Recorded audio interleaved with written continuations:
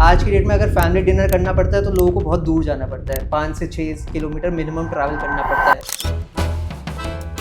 It's very difficult in today's time to approach all the big brands would want to have a shop there. Construction related भी कुछ होता है जो आदमी को देखना चाहिए। ब्रांड्स नहीं चाहते कि कस्टमर जाने about commercial landscape. People have been giving out, people have been handing over assured rentals. वो जब अपने फादर से डिस्कशन कर रहे हैं, अपनी मदर से डिस्कशन कर रहे हैं, तो उनका एक माइंडसेट होता था कि एफडी में इन्वेस्ट करो। आई don't have a problem of money. Credit पकड़ते हैं 50 लाख रुपए का, तो वो उसमें कैसे एंट्री ले, कितना सेल्फ फाइनेंस होना चाहिए, कितना लोन हो जाएगा, क्यों वो अंडर कंस्ट्रक्शन ले, रेडी टू मूव में क्यों ना ले। अभी तक चलता है, आगे चलेगा नहीं चलेगा, it's a big question mark. Second, मुझे लगता है कि जिस तरीके से the online brands are reaching on ground with these all tier 2 cities, Mamaart, Sugar, Blinkit, Zepto, they now need dark spaces.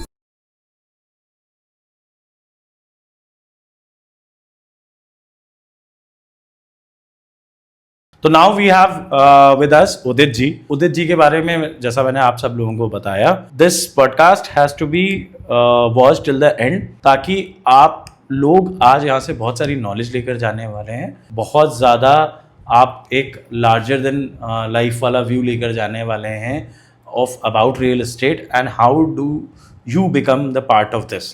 तो first of all, thank you Udit ji for coming to our channel and this podcast and joining us. Thank you, Ankit ji, for inviting me and happy to share my views. Right तो सबसे पहले Udit ji comfortable हो जाते हैं, ठीक है, शुरुआत कर लेते हैं। आप कुछ बता दो, मैंने तो आपके बारे में बता दिया, आप अपने बारे में बता दो टू ऑल द व्यूअर्स, ठीक है, how has your journey been, and then we will talk about आगे चल के कमर्शियल लैंडस्केप के बारे में। ठीक है, तो basically I am a mechanical engineer by degree. तो मैंने दिल्ली कॉलेज ऑफ इंजीनियरिंग से अपनी इंजीनियरिंग कर रखी है। Then I work with Airtel for a year. Then I did my MBA from SPJIMR Bombay, and उसके बाद I work with BCG Boston consulting group for a year. तो उसमें मेरे वेरीड एक्सपीरियंसेस थे across 4 domains, in fact 5 domains if I specify. And तब तक मुझे realise हुआ कि real estate is a very innovative and an upcoming domain जिसके बारे में बहुत कुछ अभी पढ़ना बाकी है, एंड जो ग्रोथ हमने देखी पिछले 2-3 साल में, and since my father has been into real estate since the last 20 years, I thought why not join him, and that is the transition which I took in last year September, and now I am here sitting with you to discuss. तो अभी basic अगर एक जो आदमी इस podcast को देख रहा है और वो समझना चाहे कि हाउ इज कमर्शियल लैंडस्केप या कमर्शियल प्रॉपर्टी जो है वो रेसिडेंशियल प्रॉपर्टी से कैसे अलग है, 2 टर्म्स में, ठीक है। एंड यूज़ तो ऑफकोर्स डिफरेंट ही है, बिकॉज वहाँ पर आप रहते हैं, यहाँ पर आपका जो है आप या तो यूज़ करते हैं या तो आप उसको इन्वेस्टमेंट के लिए ट्रीट करते हैं। बट एज एन इन्वेस्टमेंट अगर आप लैंडस्केप को आइडेंटिफाई करना चाहें रियल एस्टेट की, रेसिडेंशियल वर्सेस कमर्शियल, तो what is your take on that? So I think बहुत ज़्यादा डिफरेंट हैं दोनों लैंडस्केप्स। सबसे पहले तो आई थिंक आपके व्यूअर्स के लिए एक छोटी सी जो टेक्निकलिटी है कि जनरली अगर कोई हाइब्रिड है रेजिडेंशियल और कमर्शियल का कोई भी प्रोजेक्ट, तो उसमें से अगर commercial is less than 15%, so it's still considered a residential real estate. अगर 15% से ज़्यादा है then it can be considered as a commercial landscape. So we're talking here about mixed land use. Correct, in a mixed land use किस चीज़ को हम commercial कह सकते हैं, पहले आई थिंक अगर वो क्लैरिटी हम दे पाए यूजर्स को तो वो बेटर। तो it should be more than 15% of the overall square yard या फिर स्क्वायर फीट, जो भी हम कहना चाहते हैं। I think your question about what the residential landscape is and what the commercial landscape is, I think residential में एक इन्वेस्टर कभी भी अश्योर्ड नहीं होता कि they are just doing it for the investment purpose, या फिर they don't want to live or they don't want to have a end use into it. But commercial में they generally know कि appreciation क्या हो सकता है। by appreciation I mean कि आज की डेट में जो उसकी वैल्यू है वो 2 साल बाद 4 साल बाद क्या बढ़ जाएगी, कितनी हो जाएगी। सिमिलरली कमर्शियल में एक बहुत बड़ी चीज़ होती है रेंटल यील्ड जिसको हम जनरली बोल देते हैं। तो आजकल प्रोजेक्ट्स इतने ज़्यादा डेवलपिंग और इतने फास्ट पेस्ड हो गए हैं कि people have started assuring about yields, people have started giving assured yields, and लोगों ने अपनी लीजिंग ऑलरेडी डिफाइन कर दी है कि ये मेरा प्री लीज्ड है, ये आपको इतना रिटर्न मिलेगा, and people have gone signed agreement with many companies, जैसे हम बोलते हैं. I might not be taking names and everything because obviously there's a certain limit, but वो percentage बहुत lucrative हो गया. So if you're looking purely as a return point of view, so I think commercial is a landscape where you can have multiple sources of increment. And एक और चीज जो I think defines commercial landscape and residential landscape is the ticket size. तो अगर मैं ticket size की बात करूँ तो residential में generally the ticket size is much bigger than a commercial landscape. Commercial landscape में आप 200-300 स्क्वायर फीट की शॉप लेकर अगर आप डाल दें वो प्री-लीज हो जाए या आपको एक अच्छी रेंटल यील्ड मिल जाए. So for a starting investor who has a certain sum to invest, so I think commercial is the space to be in. But आप एज अ ग्रुप अगर अपने आप को आइडेंटिफाई करना चाहें तो आपने ऑलरेडी लखनऊ में काफ़ी प्रोजेक्ट्स कर दिए हैं और आप कर भी रहे हैं, there are in the pipeline. तो to set off this conversation मैं ये भी चाहूँगा आप so that we are able to communicate this to our all the viewers कि आप आज की डेट में क्या क्या प्रोजेक्ट्स लखनऊ के अंदर कर रहे हैं, ठीक है, वो कौन कौन से वर्टिकल्स में हैं और वो किस किस लोकेशंस में हैं, so that people know you as a group and then we will discuss on the general landscape, market landscape, और उसके बारे में फिर हम आगे इन डेप्थ इस सीरीज़ में अंदर जाएंगे और ये भी डिस्कस करेंगे कि अगर कोई मेरे जैसा बच्चा उठ के कोई काम करना चाह रहा है रियल एस्टेट में तो उसको कहाँ से शुरुआत करनी चाहिए और कैसे करनी चाहिए. So Ankit ji, we are a consortium of two groups basically. जैसे हम बात भी कर रहे थे. There are two groups. One is Kailasha, one is the Baba group, and one is Gandharv group. So हमने previously in लखनऊ एक project deliver कर रखा है by the name of Kailasha enclave on Sultanpur road. अगर हम लखनऊ के अपकमिंग प्रोजेक्ट्स की under construction projects की बात करें, so we have a residential project in Vrindavan Yojana by the name of imperial residentia. Then we are coming up with Kailasha Awadh, I think जो हमारा commercial real estate में पूरा एक यूनिक अपॉर्चुनिटी है सबके लिए. Similarly we are coming up with Kailasha arcade, तो जो हमने एक कैलाशा एनक्लेव बनाई थी पूरी एक रेजिडेंशियल प्लॉटिंग, उसी के साइड में हम कैलाशा आर्केड ला रहे हैं. Then we have done a few projects by the same name, Kailasha Enclave, in Ghaziabad, Rajnagar Extension, and we are coming up with a high-rise building, residential building, Kailasha Estate. In the past, we have delivered two more projects by the name of Imperial Crest. Okay. One in Lucknow, one in Gorakhpur, and we have done a Gandharv Group Housing Society in Greater Noida. So this is the entire landscape of projects which have been delivered, which are coming up. And there are few in pipeline which will be disclosed over time. Sure. तो अब जब हम आपके group को समझ चुके हैं and the next thing, एक जो बड़ा कॉमन सवाल इंटरनेट पे भी बड़ा वायरल चलता रहता है और एक हमेशा डिबेट का पॉइंट बना रहता है कि स्टॉक वर्सेस रियल एस्टेट. आपका व्यू पॉइंट इस पे क्या है? आई थिंक इसका आंसर तो स्टॉक मार्केट ने पिछले 2-3 महीनों में दे दिया है. जब हम बात कर रहे हैं स्टॉक वर्सेस रियल एस्टेट में, और क्योंकि ये जो है कमर्शियल लैंडस्केप के बारे में हम यहाँ बात करने वाले हैं इस पॉडकास्ट में, तो how do you rate, I am getting more specific थोड़ा यहाँ पे, कि how do you rate stocks versus commercial real estate? Because as an realtor मेरे भी दिमाग में ये आता है कि जी आप रेजिडेंशियल में लेंगे तो ठीक है, rental yield are around 2.5-3% depending upon जो भी शहर में लोग बिलोंग कर रहे हैं, बट कहीं ना कहीं पूरे लैंड इंडिया में ही लैंडस्केप में 3% के आसपास घूमता है. Where in the commercial landscape हम 6-7% के आसपास का आपका रेंटल यील्ड रहता है, और उसके बाद then there is an appreciation also, right? When we see as a proportion जहां पर हर महीने you are getting a rental income, ठीक है, and versus stock, what are the comparisons and how do you see it? So a very simple analogy I'll give you.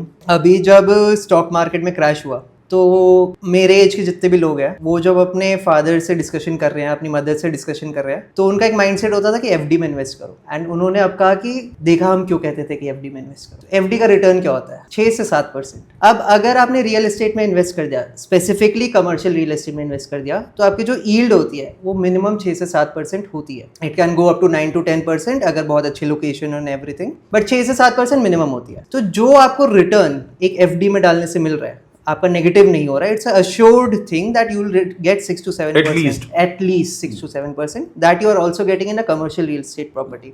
Besides that, you are also getting a land appreciation. आपकी जो भी property है 200-300 square feet, उसमें आपको minimum 10 से 11% appreciation होता ही है आज की डेट में लैंड में। तो अगर आप दोनों चीज़ों को कंबाइन कर लें तो दैट लैंड एप्रिसिएशन और your shop appreciation is the icing on the cake on the rental yield. तो अगर मैं कहूँ कि 6-7% प्लस 10-11%, तो it is much more lucrative than stock market at the current situation. हाँ, एक टाइम आया था 2020 में कोविड के बाद, जब stock market was on a very different trajectory, but उसका एक रीजन था कि उसका डाउनफॉल भी उतना हुआ था। But real estate is not something that will take off once and then go down at sudden. It's a constant growth thing. So I think for new age investors like me and people younger than me, real estate is a much more assured investment compared to stock market. बिल्कुल correct है। और मैं अभी जब आप ये बात बोल रहे थे तो मेरे दिमाग में एक बात आई कि आप स्टॉक मार्केट में you have to choose also and there is अगर हम अपने वैसे लेमैन या मिडिल क्लास वर्किंग लोगों को देखते हैं, नॉट सेइंग दैट कि पिछले 5-10 सालों में बहुत ज़्यादा एक्टिव पार्टिसिपेशन हुआ है स्टॉक मार्केट में, हमारी एज का भी हुआ है और बाकी लोगों का भी हुआ है, बट स्टिल उसमें the amount of research effort constant tracking that goes versus जो कमर्शियल लैंडस्केप या किसी भी प्रॉपर्टी इन्वेस्टमेंट में है। अब यहीं से मेरे दिमाग में ये सवाल आया आपके लिए कि अगर कोई कमर्शियल प्रॉपर्टी के रिसर्च पे निकला है तो वो कौन से 2-3, मान लीजिए बहुत सारे होम बायर्स ये देख रहे होंगे, तो वो कौन से 2-3 फैक्टर्स हैं जो उस कमर्शियल प्रॉपर्टी ओनर को खरीदते समय ध्यान रखने चाहिए सो दैट वो इन्वेस्टमेंट या जो रिटर्न्स है वो अपने आप उसको मैक्सिमाइज कर पाए, या जो ऑप्टिमाइज रिटर्न जो अभी हमने डिस्कस किए हैं कम से कम वो तो वो अचीव ही करें।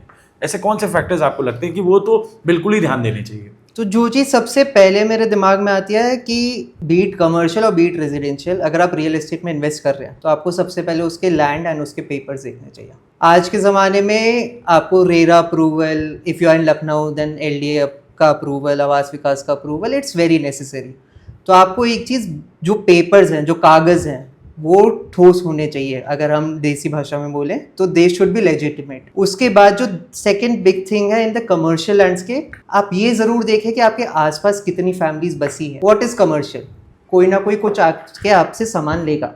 सामान कौन लेगा? वो यूजर्स आपके आसपास हैं कि नहीं है। सेकेंडली एक और प्रॉब्लम भी है कि कहीं बहुत ज़्यादा कमर्शियल प्रोजेक्ट्स तो नहीं है कि आपके पास फैमिलीज लिमिटेड हैं बट बहुत ज़्यादा कमर्शियल प्रोजेक्ट्स हैं। तो जो 3 पॉइंट्स मैं इस पर ध्यान देना चाहूँगा कि एक न्यू यूज़र, एक न्यू इन्वेस्टर को क्या ध्यान देना चाहिए। सबसे पहला, कागजात। सेकंड, हमारे पास उतनी जेंट्री है आसपास रहने वाली या नहीं है, बसावट जिसे हम कहते हैं लखनऊ की भाषा में। एंड थर्ड, कि बहुत सारे कमर्शियल प्रोजेक्ट्स तो नहीं है आसपास, तो क्या आपकी शॉप अल्टीमेटली लीज हो पाएगी या नहीं हो पाएगी। So these 3 factors I think are of prime importance for any new age investor.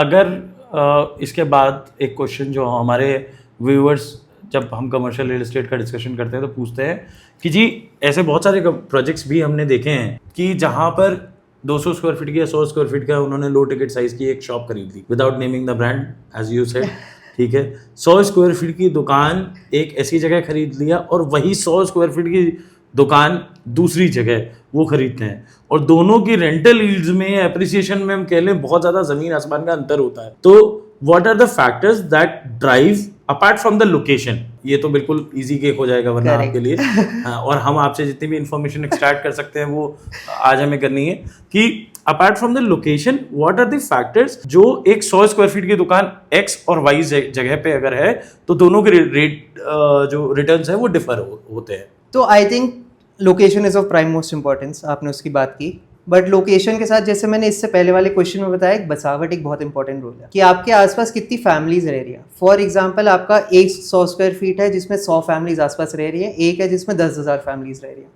तो अगर मैं और आप एक कमर्शियल प्रोजेक्ट के पास रह रहे हैं तो हमारी डेली कोई नीड्स होंगी, हमारी लाइफस्टाइल नीड्स है, हमारी इलेक्ट्रॉनिक नीड्स है। तो अगर हमारे पास एक कमर्शियल प्रोजेक्ट है तो definitely we would like to go there. तो एक वहाँ से वैल्यू एप्रिसिएशन का बहुत बड़ा रोल आ जाता है कि वो जो 100 स्क्वायर फीट की दुकान होगी most probable to yield better returns.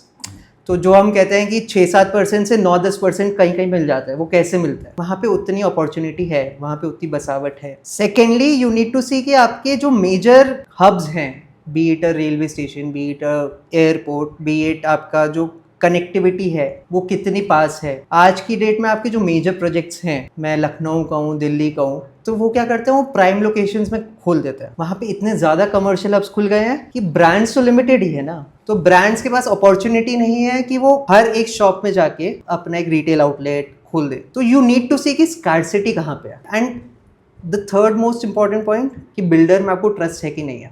Builder के पास डिलीवर्ड प्रोजेक्ट ज़रूर देखिए, बिल्डर की टाइमलाइन ज़रूर देखिए, क्योंकि क्या होता है कि बिल्डर बना देता है बट अगर कंस्ट्रक्शन क्वालिटी अच्छी नहीं होती तो जो बड़े ब्रांड्स हैं उन्हें आने में दिक्कत होती है, हिचकिचाहट होती है। तो अगर वो कंस्ट्रक्शन क्वालिटी अच्छी है, वो सारी सर्विसेज उन्होंने प्रोवाइड की है, एमिनिटी सारी प्रोवाइड की है, तो आई डोंट थिंक वो 6 to 7% का जंप 9 to 10% वो आसानी से हो जाएगा। और ये 3-4 फैक्टर्स अगर हम ध्यान में देते हैं तो I think so it makes your investment a very lucrative investment. Uday ji, जब आप अपना प्रोजेक्ट प्लान कर रहे थे, फॉर इंस्टेंस कैलाश अवध, ठीक है, तो उस समय जब आप प्रोजेक्ट डिवाइस करते हैं तो what is your thought process in terms of the consumer कि ये प्रोजेक्ट, क्योंकि that involves a huge amount of effort, money and time also, ठीक है, you have to get involved onto the ground for a long period of time, sales, marketing, construction, everything. तो जब आप वो project करने जा रहे थे कैलाश अवध, तो what were the key factors that you thought कि this will be a very different product from whatever is being already offered in the market? आपने एक लास्ट टाइम बहुत अच्छी बोली, what ever is being offered in the market. हमारे लिए एक बहुत अच्छी बात थी कि वहाँ पे जहाँ पे हमने ये प्रोजेक्ट लॉन्च किया है बिजनौर रोड ओमेक सिटी के साइड में, तो वहाँ पे एक बहुत बड़ा वाइट स्पेस था। वहाँ पे एक अच्छा कमर्शियल एस्टेट का प्रोजेक्ट था ही नहीं। और वहाँ पे जो बसावट है, वहाँ पे जो ऑक्यूपेंसी है, तो like 25,000 to 30,000 families living with in 2 kilometre. तो उनके पास कोई अपॉर्चुनिटी नहीं थी, उनको दूर जाके अंसल जाना पड़ता था, या फिर उन्हें गोमती नगर जाना पड़ता था, या फिर आपका लुलु मॉल हो गया, फीनिक्स मॉल हो गया, बट उनके आसपास कोई भी उनके एक ऐसा कमर्शियल हब नहीं था जहाँ पे उनकी सारी लाइफस्टाइल नीड्स मैच हो।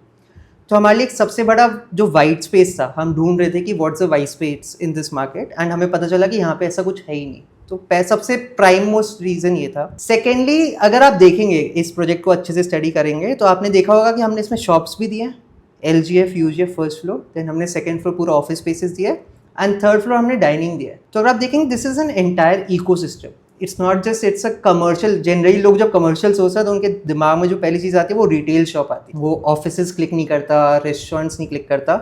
तो हमने पूरा इकोसिस्टम दिया है। तो वहाँ पे जो फुटफॉल है that's a continuous footfall.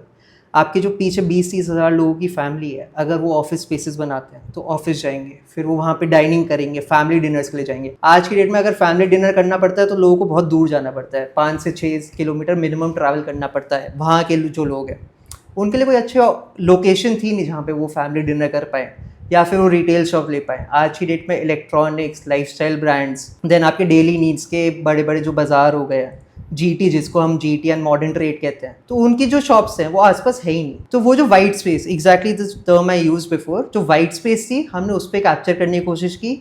We have legacy of delivering the best construction quality, be it any of our past delivered project। तो हमने ये ध्यान में रखा कि हम जो भी वाइट स्पेस को कैप्चर करते हैं उसमें हम ऐसी डिलीवरी दें। अगर आप हमारा एलिवेशन भी देखें, so that's a glass facade. Glass facade is something that attracts consumer in terms of a retail mindset, even in office space. अगर आप पूरा NCR का मार्केट देखेंगे तो पूरा जितना भी कमर्शियल का लैंडस्केप है दैट्स ग्लास फसाड। तो वो जो अट्रैक्टिव लुक आता है, we wanted to convey a similar messaging for our project Kailash Awadh. Kailash Awadh में अगर ऑफिस स्पेसेस की हम बात करें तो जो साथ लगा हुआ एयरपोर्ट है उसकी वजह से कितना किक आपको दिखता है कैलाश अवध के अंदर? So I think that's a huge advantage for the project in terms of location, because I think 3 or 3.5 kilometres है हमारा जो एयरपोर्ट का लोकेशन है।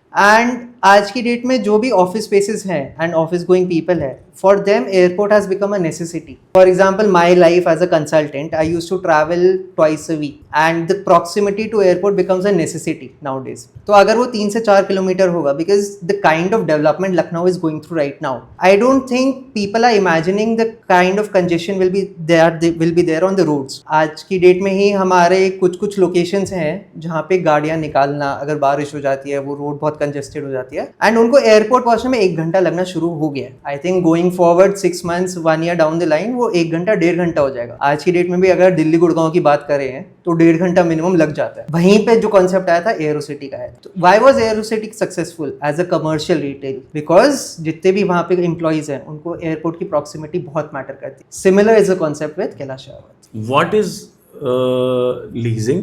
क्योंकि कमर्शियल जब हम बात करते हैं टिल डिलीवरी हमने बात कर ली कि ठीक है लोकेशन अच्छा होना चाहिए, आसपास की विसिनिटी में there should be families. Then क्योंकि लोकेशन अच्छी है, आसपास फैमिलीज हैं, एंड अगर वो प्रोडक्ट में राइट ब्लेंड ऑफ मिक्स है, जो आपने बताया जैसे आपके प्रोजेक्ट्स में भी is one of those projects जहाँ पर वो राइट इकोसिस्टम है या ब्लेंड है या मिक्स है, उस तीनों फैक्टर्स को अगर हम देख लें तो पोस्ट पोजीशन या पोजीशन पे आजकल ना बड़े मतलब सुप्रीम कोर्ट ने भी इसको बोल दिया है कि पॉन्जी स्कीम्स हैं, but still people are running it. Apart from that, मतलब मैं एआर के अलावा अगर मैं बात करूं जिसको सुप्रीम कोर्ट ने पॉन्जी स्कीम कर दिया है, तो what is the general leasing? अब लीजिंग जो लोग नहीं जानते हैं, इट इज अनदर टर्म कि जैसे आप अपना घर किराए पे उठाते हैं, कमर्शियल में उसी टर्म को लीजिंग कहते हैं। मतलब कमर्शियल में क्या उसको, वैसे तो हर जगह ही उसका मतलब ही वही है, बट स्टिल उससे ज़्यादा लोग रिलेट करते हैं। तो वो लीजिंग करते समय वो भी एक बड़ा फैक्टर होता है आदमी का, बिकॉज वही आपका रेंटल ड्राइव करना चाहिए, करते हैं कमर्शियल में, वही फैक्टर है जो मेजर आपका कमर्शियल ड्राइव करता है। तो आप वो लीजिंग कैसे तय करते हैं एज अ ब्रांड? आप कैसे तय करते हैं कि हमें इस ब्रांड के अंदर लाना चाहिए? लीज गारंटी क्या है, जो हम टर्म्स बहुत ज़्यादा सुनते हैं? फिर लीजिंग असिस्टेंस क्या है, जो एक हम टर्म सुनते हैं?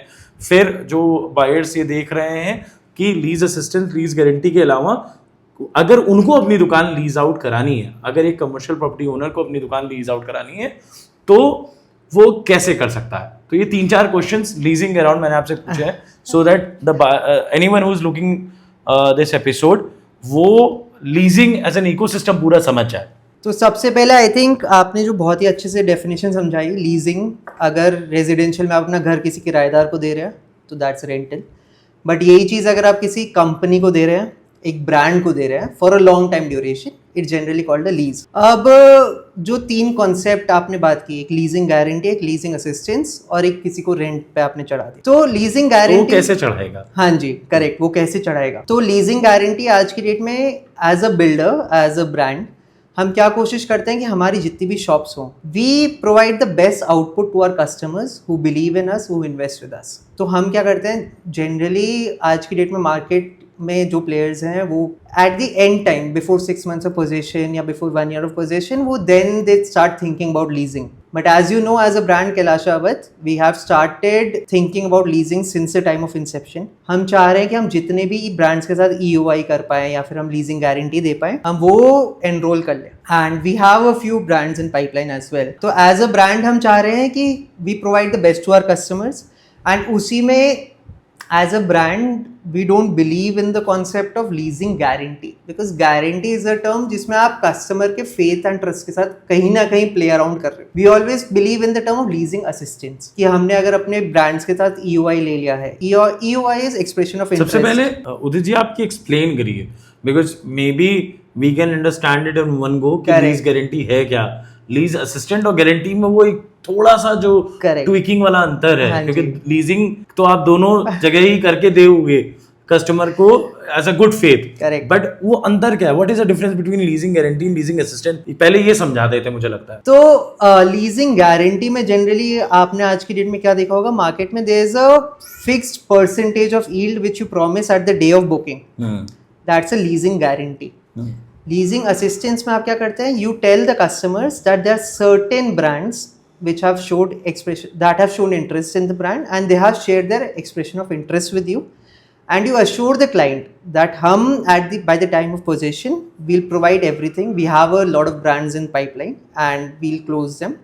उन्होंने अपना expression of interest already show कर दिया है, and आपको ये assurity हम दे रहे हैं कि by the time we give possession आपकी shop ऑलरेडी रेंट पे चढ़ जाएगी, बेसिकली उसकी लीज हो चुकी होगी। So that's how we provide leasing assistance to them. We don't give anything on paper, but we let them know कि हाँ कि we are working with it, and we don't want to give you false hopes कि हम 12%, 15%, 20%।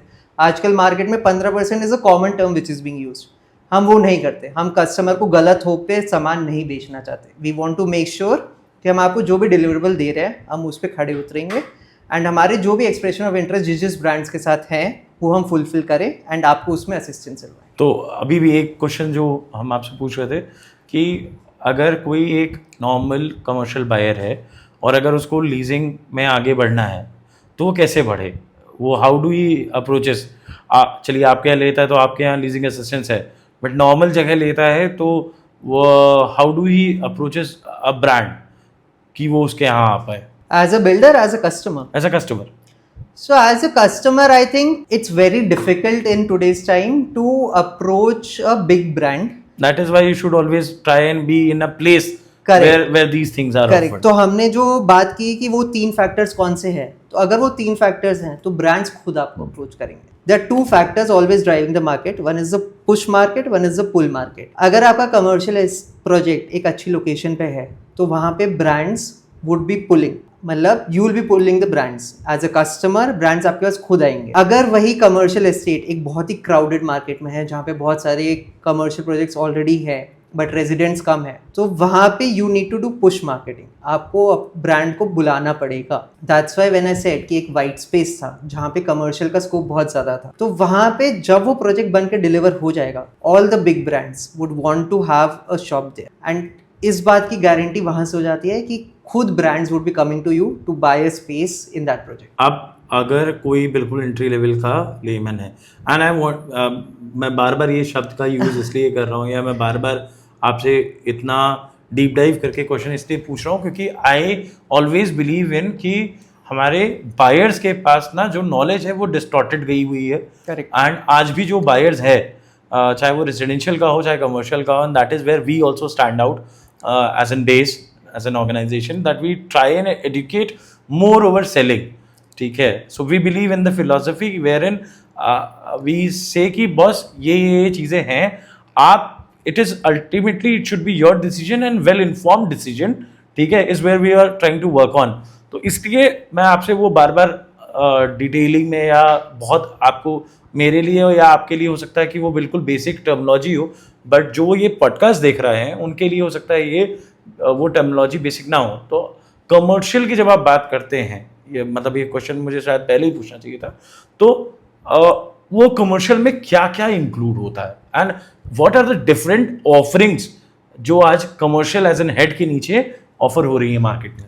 Correct. तो I think जब मैंने ecosystem की बात की थी तो that is what I wanted to bring to the table as well कि commercial generally first thing what a customer things is एक दुकान होगी वहाँ से मैं कुछ ले लूँगा, दैट्स कमर्शियल।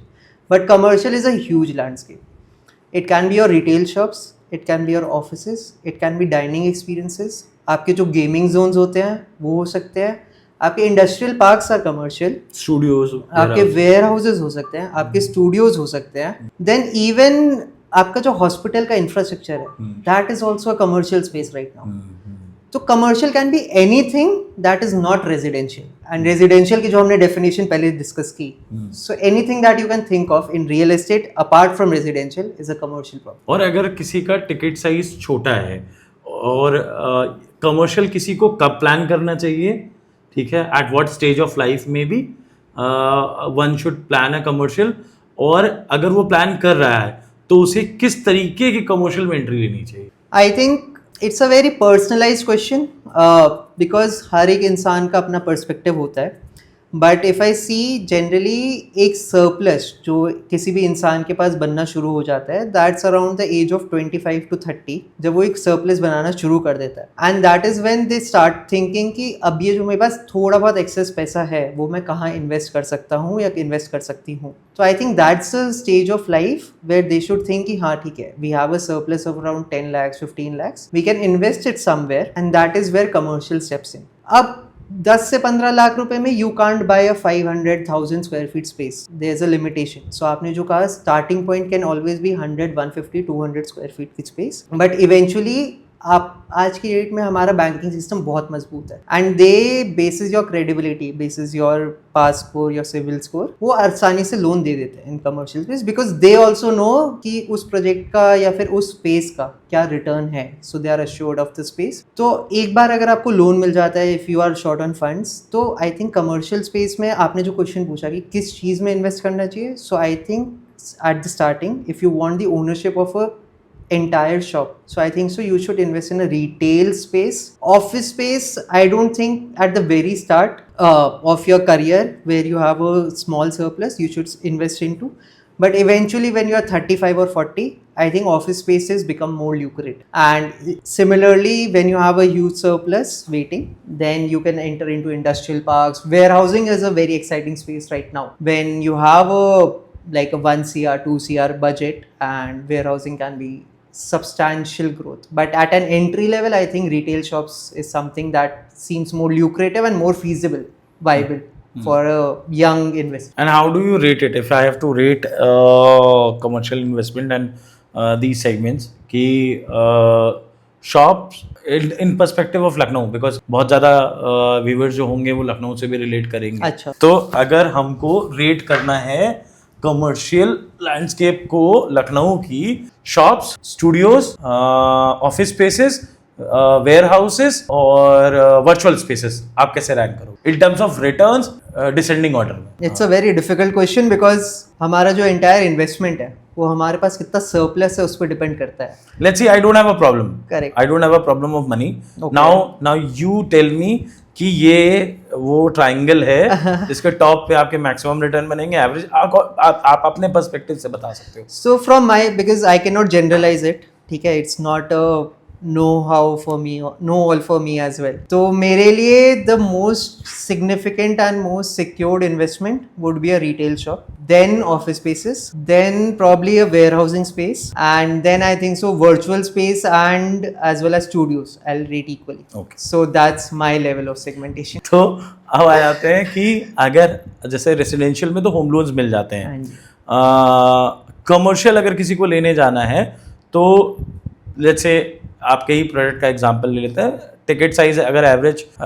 प्रोडक्ट पकड़ते हैं 50 लाख रुपए का, तो वो उसमें कैसे एंट्री ले, कितना सेल्फ फाइनेंस होना चाहिए, कितना लोन हो जाएगा, और क्यों वो अंडर कंस्ट्रक्शन ले, रेडी टू मूव में क्यों ना ले, और रेडी टू मूव अगर कुछ लेने जाएगा तो वो उसको किस रेंज में मिलेगा? तो I will answer the first part पहले कि कितना परसेंटेज हमारा उसके पास खुद का पैसा होना चाहिए। तो I think this is I think the teachings of people I have known, जिनसे मैं जितना इम्बाइब कर पाया। ऑल्दो बैंक कहता है कि हम आपको 90% भी लोन कर देंगे, 85% लोन कर देंगे, but I personally think you should have minimum 20% on your own funds and 80% is something that you should take from banks. That's a maximum I am talking about, minimum the better, because आप कहीं ना कहीं उसकी EMIs भर रहे हो, तो the rental yield that you might be gaining, आप वहाँ पे उसकी अपॉर्चुनिटी कॉस्ट EMI में पे कर रहे हो, तो lesser the amount of loan the better. अगर हम दूसरी बात करें, your second question, someone give me a formula, हाँ जी, कि अगर कभी मेरे को एकदम से अभी याद आ गया आपसे बात करते हुए, someone give me a formula and I must share it with you, कि आपको you should always target in commercial में, अगर आप कभी लोन लेने जा रहे हैं तो यू शुड ऑलवेज टारगेट कि जितनी आपकी EMI हो, करेक्ट, उतनी आपकी 6% से ऊपर ROI नहीं निकल के आनी चाहिए। तो आप कोई भी दुकान लेने जाओ, उसकी 6% की ROI निकाल लो, 6% की ROI should be equal to EMI, और अगर वो EMI इक्वल टू ROI हो रही है और उसके बाद जो बचा हुआ फंड है वो आपके पास अवेलेबल है, you should go for it. Exactly, मेरा यही कहने का मतलब, this was the best case scenario. बाकी आप लेने को आपको मतलब 80% तक भी लेना चाहिए, 75% तक भी लेना चाहिए, बट अगर आपके पास ये है तो आपको बिल्कुल ले लेना चाहिए। अगर आपके पास ये है तो आपको आज आपको शॉप लेनी आज आपको ले लेना चाहिए। आज अगर कोई कमर्शियल लैंडस्केप में या फिर रेजिडेंशियल लैंडस्केप में, रियल एस्टेट में काम करना चाहता है, इंपीरियल के साथ जुड़ना चाहता है, एज अ ग्रुप गंधर्व के साथ जुड़ के काम करना चाहता है, तो वो कैसे कर सकता है? या इन जेनरिक अगर उसको रियल एस्टेट में कुछ करना है तो वो कैसे कर सकता है? I think there are a lot of opportunities in real estate. हमारा जैसे बूम हो रहा है ओवर रियल एस्टेट, स्पेशली अगर मैं लखनऊ मार्केट की बात करूं तो Lucknow has seen a significant growth in the past 2 to 3 years। अगर आप रेजिडेंशियल प्रोजेक्ट्स की बात कर लें, आप कमर्शियल हब्स की बात कर लें, तो अगर कोई भी रियल एस्टेट में एंट्री लेना चाहता है तो I think the best work they can do is be a part of the sales team या फिर be a part of the operations team, because on ground आपको जितनी चीजें समझ में आती हैं, हमें बचपन से यही सिखाया गया है, even if you talk about an FMCG, अगर आपकी नौकरी मार्केटिंग में भी लगी है, अगर आपकी नौकरी branding, you being from Asian paints would definitely know that, वो 1 साल का स्टिंट उनको सेल्स में करवाते हैं ताकि ऑन ग्राउंड एक्सपीरियंस हो। राइट। तो सिमिलरली आई वांट टू सी कि जिसको भी रियल एस्टेट में एंट्री करनी है वो पहले 1 साल, 1.5 साल, 2 साल रियल सेल्स में काम करे, या फिर ऑपरेशंस में अगर उसको कंस्ट्रक्शन साइड जाना है तो ऑन ग्राउंड काम करे। वो कहते हैं ना कि एक अच्छा बिल्डर वो ही बन पाता है जिसके पैर पे मिट्टी दिखे अगर वो ऑफिस गया है आज तो सिमिलरली वो ऑन ग्राउंड जब तक काम करेगा नहीं तब तक उसको समझ नहीं बैठेगी, तब तक उसको पकड़ नहीं आएगी। या तो अगर उसको सेल्स मार्केटिंग में जाना है तो सबसे पहले सेल्स सीखे, वो सीखे कि कस्टमर को कैसे अप्रोच करना है, कस्टमर से कैसे बातें करनी है, कस्टमर को कौन कौन से पेन पॉइंट्स हैं जो वो प्रोजेक्ट बेच रहा है उससे वो रिजॉल्व हो रहा है। एंड अगर वो कंस्ट्रक्शन साइड में जा रहा है तो कंस्ट्रक्शन के क्या क्या पेन पॉइंट्स होते हैं, क्या क्या हमारे लूप होल्स होते हैं, या फिर क्या क्या हमारे पॉइंट्स होते हैं जिसकी वजह से प्रोजेक्ट डिले हो सकता है। तो forecasting becomes a very important part. तो डिपेंडिंग अपॉन वेयर हिज और हर interest lies, I think being on ground is the most important and essential feature of not only the real estate field but of any field. अच्छा, तो भाई मैं एक question दिमाग में मेरे था कि जैसे रेजिडेंशियल में तो जब हमारे सामने लेआउट आता है तो हम ना बहुत सारी चीज़ें देख लेते हैं कि जी बालकनी इतनी बड़ी है, और या फिर हम ये कह लें कि बालकनी इतनी बड़ी है, ड्राइंग रूम इतना बड़ा है, डाइनिंग, या अगर वो फिनिश फ्लैट है तो हम जाके टाइल्स देखते हैं, है ना, वायर्स देखते हैं, सैनिटरी सिस्टम कौन सी कंपनी का लगा हुआ है वो देखते हैं। बट कमर्शियल लैंडस्केप में अपार्ट फ्रॉम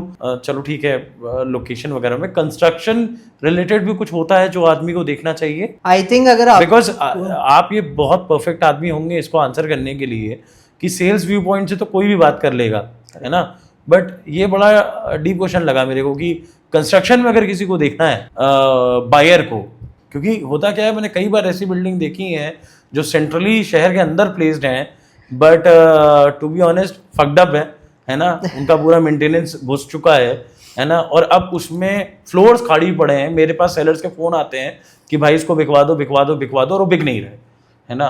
तो what are the key factors जो उसे देखने चाहिए? आई थिंक हमारे जो यूजर्स हैं, हमारे कस्टमर्स हैं, उनके साथ मुझे जो लगता है एक प्रॉब्लम जो है that people are going with the fad. अपने या तो रेजिडेंशियल या कमर्शियल प्रोजेक्ट की बात करता हूँ, I focus on the construction quality always. तो अगर आपको कंस्ट्रक्शन की नॉलेज नहीं है, हमारे 90% जनता को नहीं होगी कंस्ट्रक्शन की नॉलेज, तो वो ऑब्वियसली किसी को ढूंढ सकते हैं, किसी थर्ड पार्टी को साथ में ला सकते हैं। किसी हर इंसान के परिवार में कोई ना कोई तो होता ही है जिसको कंस्ट्रक्शन की कुछ ना कुछ नॉलेज होती है। उसने खुद का घर बनवाया होगा तो सरिया की पहचान होगी, सीमेंट की पहचान होगी, आप कौन सा सरिया लगा रहे हो, आप कौन सा सीमेंट यूज़ कर रहे हो, आपकी वाटर प्रूफिंग हो रखी है नहीं हो रखी है। तो these are the few things जो कि आपको हमेशा दिमाग में रखना चाहिए। देन बहुत सारी चीज़ें चेंज हो गई हैं, जैसे आप प्लाई यूज़ कर रहे हो, आप रेड ब्रिक यूज़ कर रहे हो, आप फ्लाई ऐश यूज़ कर रहे हो। तो एक प्रोजेक्ट की लाइफ ऐसा नहीं होता कि वो विद टाइम ही पता चलती है, आप उसमें कौन से रॉ मटेरियल्स यूज़ कर रहे हो वो डे 1 पे पता चल जाता है कि उस प्रोजेक्ट की लाइफ। तो जो आपने बोला ना कि दुकानें खाली पड़ी हैं, वो क्यों खाली पड़ी हैं? एक, या तो उसकी कंस्ट्रक्शन बुरी थी, सेकंड उन्होंने इकोसिस्टम बिल्ड नहीं किया, उन्होंने सिर्फ शॉप्स ला दी, 200 शॉप्स ला दी, 300 शॉप्स ला दी, और वहाँ डाइनिंग स्पेसेस नहीं है, वहाँ पे एक थिएटर टाइप का कोई कॉम्प्लेक्स नहीं है, वहाँ पे ऑफिस स्पेसेस नहीं है। तो जो रेगुलर फुटफॉल वाली चीज़ होती है वहाँ पे उस चीज़ का कोई भी स्कोप ही नहीं रह गया। तो अगर हम एक कमर्शियल रियल एस्टेट में इन्वेस्ट कर रहे हैं तो हमें ये ज़रूर ध्यान देना चाहिए कि उसका फुटफॉल कितना होगा, उसका फुटफॉल कैसा होगा, एंड सेकेंडली उसका कंस्ट्रक्शन क्वालिटी कैसा है। अगर लखनऊ की हम बात करें तो हमने इस पॉडकास्ट पे 2-4 बार लखनऊ का रेफरेंस दिया है, तो लखनऊ में मैं आपसे फिर वो पूछूंगा 3 ऐसी लोकेशंस जो आप रेट करना चाहेंगे कि आपके हिसाब से वो लोकेशन इन ऑर्डर ऑफ 1 2 3 अगर आज किसी को कमर्शियल लेना है तो उन 3 लोकेशंस पे टारगेट करना चाहिए, वो कौन सी 3 लोकेशंस होनी चाहिए? Very difficult question, but I think शहीद पथ पहला होगा। अब पीपल से कि शहीद पथ इतना लंबा है, कहाँ पे Shaheed Path? Proximity to your hubs, airport के कितना पास है, रेलवे स्टेशन के कितना पास है। तो अगर मैं बात करूँ बिजनौर रोड की या फिर वृंदावन योजना की, तो I rate that as first. Second I probably rate as Ansals. Why Ansals? Because अगर प्रॉक्सिमिटी की बात करें तो वृंदावन योजना के बाद अंसल्स आता है. थर्ड आई से कि एक बहुत ही विभूति खंड is still also a very good option. yeah. So Ansals and Vibhuti Kand, I think at the same level, and Vibhuti Kand is doing really well nowadays. तो second and third में tight competition रहेगा. मैं विभूति खंड ही बोलने वाला था third. तो second and third can be varied. तो आप विभूति खंड को ऊपर रख लीजिए, आप अंसल्स को ऊपर रख लीजिए. और जिस तरीके से ब्रांड्स लखनऊ में आना शुरू हो गए हैं, आई हैव फेल्ट कि या हमारी परचेजिंग पावर कैपेसिटी भी बढ़ रही है. So there are stores like collective being open in Lucknow, ठीक है, where you can get a high quality highly priced products also, ठीक है, which the brands which were not easily available in Lucknow for that matter of fact. Second, मुझे लगता है कि जिस तरीके से the online brands are reaching on ground with these all tier 2 cities, Mamaearth, Sugar, Blinkit, Zepto, they now need dark spaces, dark stores, ठीक है. Third, जिस तरीके से मुझे ऐसा दिख रहा है कि आज लखनऊ में IT के ऊपर गवर्नमेंट का भी काफ़ी फोकस है. तो how do you see all these 3 factors combined together कि इन तीनों फैक्टर्स में अगर मैं देखूं तो स्टार प्रोडक्ट कहाँ निकल के आएगा जहाँ पे लोगों को अभी पैसे डालने चाहिए कमर्शियल में, इन सारी तीनों चारों चीज़ों को जोड़ के? For me it could be a bias also, but for me it would be शहीद पथ जितना एयरपोर्ट के पास हो, जहाँ पे आपका फुटफॉल बहुत ज़्यादा हो, एंड इन सब फैक्टर्स को ही ध्यान में रखते हुए हम जो प्रोजेक्ट ला रहे हैं. तो हमारे लिए जो प्रोजेक्ट सबसे ज़्यादा lucrative in terms of all the 3 factors you mention, I think so would be कैलाशावत, located adjacent to Omaxe city. अभी एक बस लास्ट क्वेश्चन, आपको आज बहुत ज़्यादा परेशान नहीं करेंगे. दोबारा अगर आप लोगों ने बोला तो दोबारा बुला लेंगे उदित जी को. एक लास्ट क्वेश्चन इस पॉडकास्ट का रहेगा कि आज अगर वो 3 चीजें फिर से मैं पूछूंगा आपसे कि जो ब्रांड्स नहीं चाहते कि कस्टमर जाने अबाउट कमर्शियल लैंडस्केप, या छुपाते हैं या नहीं छुपाना चाहिए, and this should be very honest. I think technicalities are something which brands hide. For example, वो कहीं ना कहीं लिख देंगे leasing assistance. अभी हमने बहुत ज़्यादा डिस्कस किया difference between leasing guarantee and leasing assistance. वो लिख देंगे leasing guarantee but they are providing you leasing assistance. So the technicalities of how you see paper work बहुत स्ट्रांग होना चाहिए आप. And real estate is all a game of paper work. तो आपका land सही है नहीं है is the prime most thing. मतलब अगर आज की डेट में आप शॉप खरीदते भी हैं तो उसकी लैंड क्या है, उसकी लैंड की वैल्यू क्या है, उसके लैंड के पेपर वर्क सही है नहीं है, उसका अथॉरिटी अप्रूवल है नहीं है. एंड ये चीज़ मुझे किसी ने बहुत अच्छे से सिखाई थी. अगर आपको लैंड की ऑथेंटिसिटी चेक करनी है, अगर आपके पास पूरा फंड है तब भी आप 10% बैंक से लोन ले लो. वो 10% बैंक से लोन क्या करेगा, वो बैंक आपका पूरा लीगल वेट करेगा उस लैंड को, एंड आपको पता चल जाएगा कि authenticity and genuinity of the land क्या है. तो ये चीट कोड मैं जो भी इन्वेस्टमेंट करूंगा आगे या मैं करता आया हूँ, मैं उसमें ये जरूर यूज करता हूँ. एंड सेकेंडली लीज गारंटी में परसेंटेज फिक्स कर देते हैं. तो these 2 things are, I think, I don't know how they will perform.